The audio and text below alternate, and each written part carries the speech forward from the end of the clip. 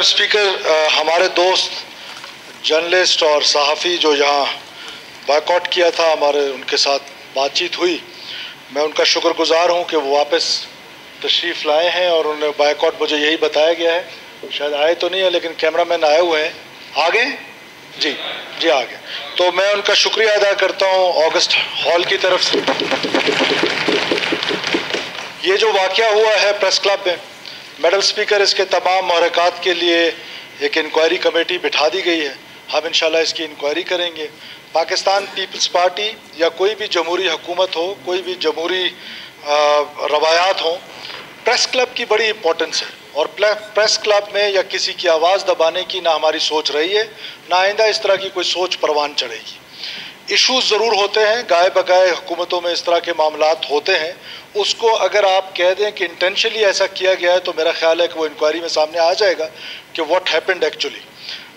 Article 19 की बात की मेरे दोस्तों ने। Madam speaker, there is an article in constitution of Pakistan which is article number 5। अगर उसको गौर से पढ़ें तो हम उस आर्टिकल को ज़रूर पढ़ना चाहिए। वो कहते हैं अनकंडीशनल लॉयल्टी टुवर्ड्स स्टेट। तो ये जो आर्टिकल 5 है इसको हम अक्सर मिस कर देते हैं। जब आर्टिकल 19 पढ़ रहे होते हैं तो उसको आर्टिकल 5 को साथ मिला के पढ़ ले तो बहुत सारी चीज़ें जो है वो एड्रेस हो जाएंगी। अलावाज़ी मैडम स्पीकर, एक और चीज़ की तरफ मैं आपकी तवज्जो दिलाना चाहता हूँ और इस ऑगस्ट हॉल की। मेरी तो ख्वाहिश थी कि हम अर्जेंट मोशन लेकर आए, लेकिन क्योंकि हमारी फ़्लाइट वहाँ से लेट हुई और हम वो अर्जेंट मोशन नहीं ला सके। अगर अपोजिशन लीडर साहब का कंसेंट हो और अपोजिशन के दोस्तों का और हुकूमत के दोस्तों का कंसेंट हो तो एक बड़ा इशू आजकल जो बलूचिस्तान का है, मैं चाहता हूँ कि उस पर यह ऑगस्ट हॉल जो कि नुमाइंदा हॉल है, जो कि पूरे बलूचिस्तान की नुमाइंदगी करता है, गवादर से लेकर जोब तक, वो इस जितने ऑनरेबल मेंबर्स हैं वो एसपीके के हवाले से जो हमारे टेस्ट हुए थे और एसपीके को कंसल्टेंसी मिली थी, टेस्टिंग सिस्टम आया था और उसमें हमने टीचर्स रिक्रूटमेंट के लिए कहा था और फिर वो केस ऑनरेबल हाई कोर्ट में गया, वहाँ से ऑनरेबल सुप्रीम कोर्ट में गया और फिर सुप्रीम कोर्ट का एक डिसीजन आया।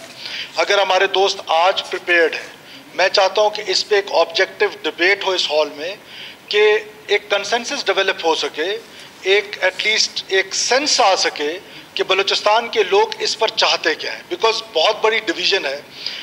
कुछ लोगों का ख्याल है कि इस पर बहुत इरेगुलेटरीज हुई हैं, बहुत पैसों का लेन देन हुआ है, ख़रीदो फरोख्त हुई है। पहले दिन से हमारी हुकूमत इस बात पर फर्म है कि किसी भी तरीके से बलूचिस्तान के लोगों को ये जो नौकरी बेचने का सिलसिला है इसको रोका जाए, इसको डिस्करेज किया जाए और मेरिट पे भर्तियाँ की जाए। और फिर जब टीचर्स का मामला हो तो मैडम स्पीकर ये फिर और सेंसिटिव है। बिकॉज जिस टीचर ने भर्ती होना है अगर वो मेरिट पे भर्ती नहीं होगा तो वो फिर क्या क्वालिटी एजुकेशन दे सकेगा। तो ये हॉल है जिसने डिबेट करनी है, जिसने कोई सोल्यूशन पे जाना है। तो मुझे इनपुट चाहिए इस ऑगस्ट हॉल की, अपोजिशन की।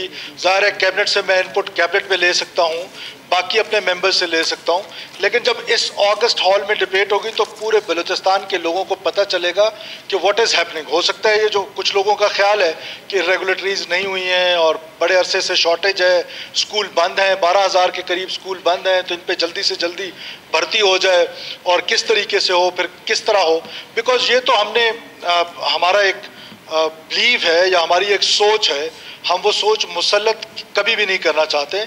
इसलिए मैं कहता हूँ कि एक ऑब्जेक्टिव डिबेट हो जाए कि हमने हेल्थ में, अभी हेल्थ पे जो दोस्त करारदाद पे बात कर रहे थे, देखिए हेल्थ और एजुकेशन वो सेक्टर्स हैं जिन पर हमारी करप्शन की वजह से, हमारी इर्रेगुलर भर्तियों की वजह से, और हमने कोशिश हमारी ये रही कि हमने अपने सारे इदारे तबाह किए एक्चुअली कि ज़्यादा से ज़्यादा लोगों को भर्ती करें और मेरिट को पामाल करें। और उससे क्या हुआ कि हमारे यहाँ एक कॉन्सेप्ट डेवलप हो गया कि जो सरकारी मुलाजिम भर्ती हो गया, सब नहीं, अक्सरियत की ये सोच होती है एक तो उनको निकालना, उनको सैक करना बहुत मुश्किल काम है और उसके लिए जो हमने रेगुलरिटीज़ बनाई हैं वो इनकरेज करती हैं एक सरकारी मुलाजिम को ज़्यादा सर्विस में रहने के लिए, वो काम करे या ना करे।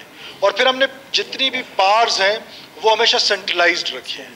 एक डीएचओ है, एक ईडीओ है, वो किसी को हायर नहीं कर सकता, किसी को फायर नहीं कर सकता, स्कूल का हेडमास्टर किसी को फायर नहीं कर सकता। तो कैसे वो स्कूल को बेहतर करेगा जब एक बंदा काम ही नहीं कर रहा है। हमारे यहाँ हमने देखा है कि अगर आप हेल्थ में देख लें तो 80 अरब के करीब पैसे जो हैं वो इस गरीब हुकूमत से جاتے ہیں بہتری کے لیے. کس کی بہتری کے لیے؟ 4 قسم کے لوگ ہیں جو اپنا علاج کراتے ہیں. ایک وہ جو اپر ایلیٹ کلاس ہے جس میں شاید میں بھی شامل ہوں, اپنا علاج جو ہے وہ باہر جا کے کرا لوں گا, کہیں اور کرا لوں گا. پھر ایک کلاس وہ ہے جو پاکستان کے مختلف ہاسپٹلز ہیں وہاں پر جا کے آغا خان میں کرا لیتے ہیں, شفا انٹرنیشنل میں کرا لیتے ہیں یا کہیں اور کرا لیتے ہیں. پھر ایک اپر مڈل کلاس ہے جو یہاں کی پرائیویٹ ہاسپٹلز ہیں وہاں پر جا کے اپنا علاج کراتے ہیں. تو بہت سارا فلٹر لگ جاتا ہے. جو بالکل غریب ہے, جو عام بلوچستانی ہے, وہ جاتا ہے ہمارے سرکاری ہاسپٹلز میں. تو جب وہ سرکاری ہسپتال میں جاتا ہے اتنا پیسوں کے ان پٹ کے باوجود اور ہم اس کا علاج نہیں کر پاتے ہیں, پرائمری جو ہیلتھ کیئر ہے اس کا حال ہمارے سامنے ہے. تو آیا کون سا ماڈل ہوگا؟ ہم نے اس پر جو ریفارمز کی طرف ہم جا رہے ہیں ہیلتھ میں, جس میں ہم جس طرح اسد بلوچ صاحب فرما رہے تھے اور آنریبل منسٹر پلاننگ فرما رہے تھے کہ ہمیں اٹامنس باڈیز بنانی پڑیں گی, اٹامنس کی طرف جانا پڑے گا, سیمی اٹامنس کی طرف جانا پڑے گا, پرائیویٹائزیشن کی طرف جانا پڑے گا. یہ 2-3 ماڈلز ہیں, کیونکہ جو ماڈل ابھی ایگزسٹنگ ہے وہ تو معاف کیجئے گا, میں معافی چاہتا ہوں کسی کی دل آزاری ہو, یہ تو ایک فیلڈ ماڈل ہے. اس ماڈل نے تو ڈیلیور نہیں کیا ہے. اس ماڈل کو ٹھیک کرنے کی ضرورت ہے. اب کیسے ٹھیک کریں گے اس کو؟ تو اس کے لیے جو ریفارمز کمیٹی اپنی جگہ پر کام کری ہے وہاں پر ہاؤس کی جو ان پٹ ہے, جیسے آج دوست جو ہے وہ ان پٹ دے رہے تھے, تو میں سمجھتا ہوں کہ یہ پازیٹیو ان پٹ ہے جس کے آنے سے ہم انشاءاللہ تعالیٰ ود ان 6 months 7 months, ظاہر ہے ان چیزوں پہ جب آپ بڑے ریفارمز کرنے جاتے ہیں تو اس کے لیے ٹائم ٹیکنگ پروسیس ہوتا ہے. ہمارے انڈس ہاسپٹلس کے ساتھ جو بات چیت چل رہی ہے, جو ان کے ساتھ معاہدے ہوئے ہیں. پھر ہمارے پاس سکسیسفل ماڈل ہے نواب غوث بخش مری میموریل ہاسپٹل مستونگ کا, سو اینڈ سو آن. تو ہم کوئی اس طرح کا ریسانی سوری جی ریسانی, معاف کیجیے گا پلیز, کریکشن.